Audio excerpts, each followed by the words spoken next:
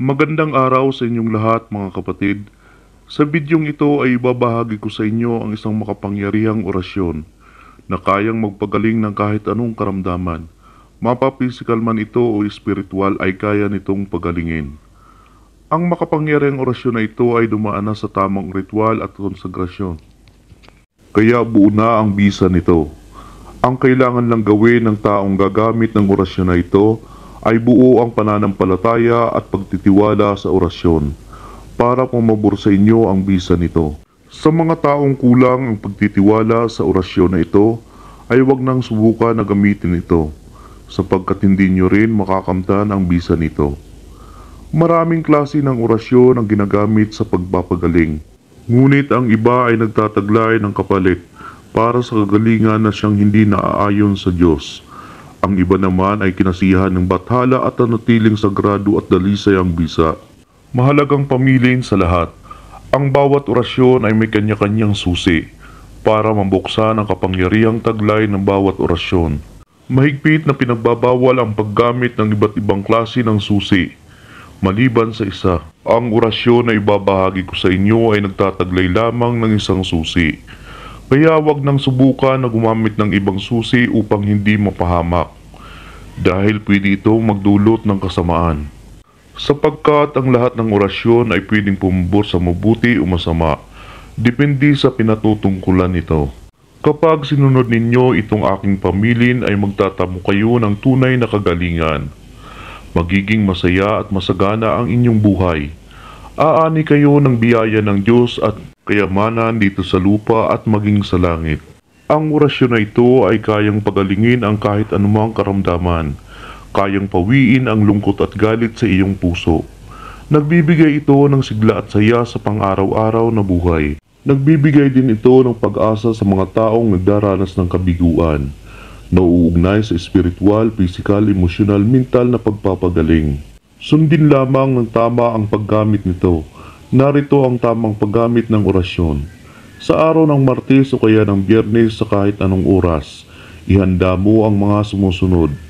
Uling, insinso, agwa bendita, 3 punit ng palaspas, 3 kandilang puti, kalahating baso ng malinis na tubig. Bilang panimula ay magpabaga ka ng uling. Ilagay mo ang insinso, 3 punit ng palaspas, at magpausok ka sa gilid ng altar.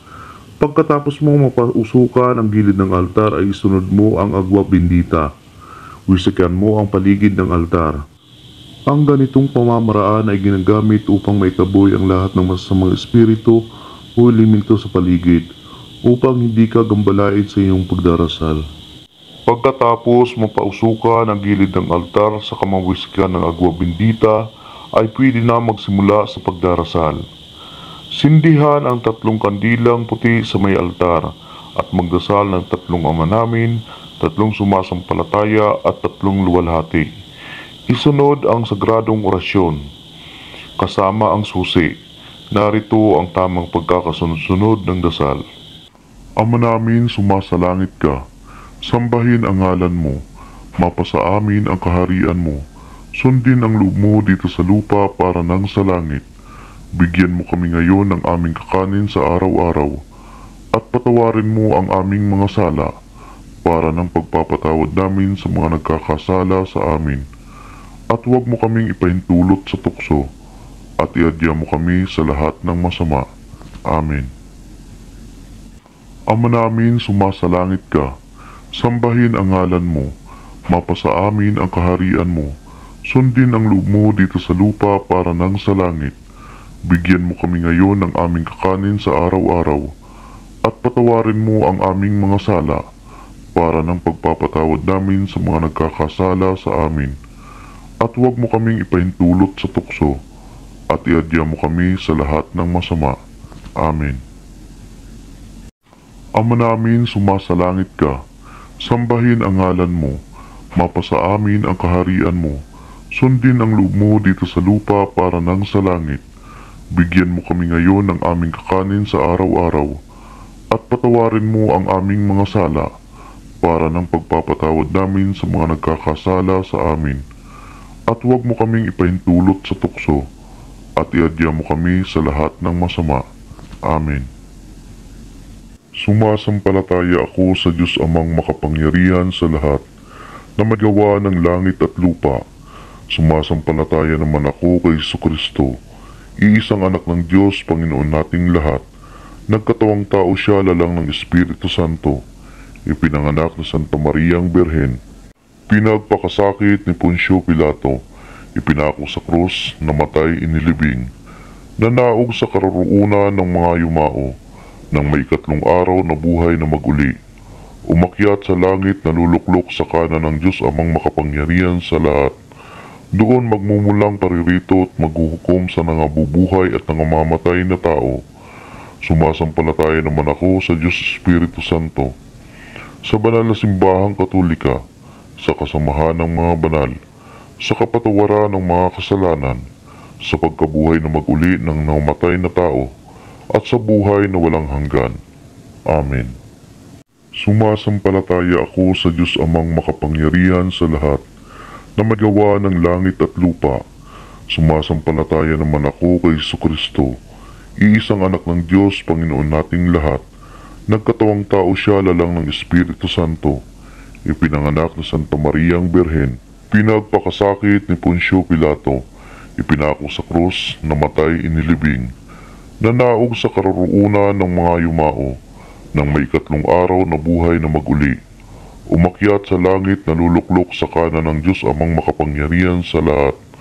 Doon magmumulang paririto at maghuhukom sa nangabubuhay at nangamamatay na tao. Sumasampalataya naman ako sa Diyos Espiritu Santo, sa banal na simbahang katolika, sa kasamahan ng mga banal, sa kapatawaran ng mga kasalanan, sa pagkabuhay na maguli ng namatay na tao, at sa buhay na walang hanggan. Amen. Sumasampalataya ako sa Diyos Amang makapangyarihan sa lahat, na magawa ng langit at lupa.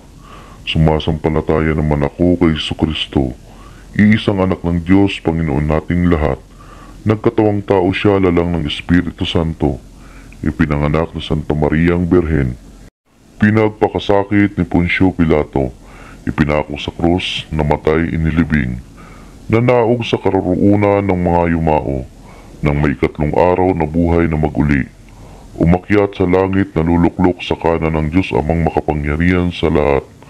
Doon magmumulang paririto at maghuhukom sa nangabubuhay at nangamamatay na tao. Sumasampalataya naman ako sa Diyos Espiritu Santo, sa banal na simbahang katolika, sa kasamahan ng mga banal, sa kapatawaran ng mga kasalanan, sa pagkabuhay na maguli ng namatay na tao, at sa buhay na walang hanggan. Amen. Luwalhati sa Ama at sa Anak, at sa Espiritu Santo, kapara noong unang-una, ngayon at magpakailanman, at magpasawalang hanggan. Amen. Luwalhati sa Ama at sa Anak, at sa Espiritu Santo, kapara noong unang-una, ngayon at magpakailanman, at magpasawalang hanggan. Amen. Luwalhati sa Ama at sa Anak, at sa Espiritu Santo, kapara noong unang-una, ngayon at magpakailanman, at magpasawalang hanggan. Amen.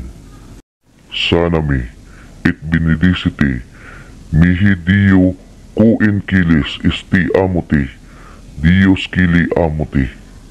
Sanami, it benedicite, mihi Dio kuin kilis isti amuti, Dios kili amuti.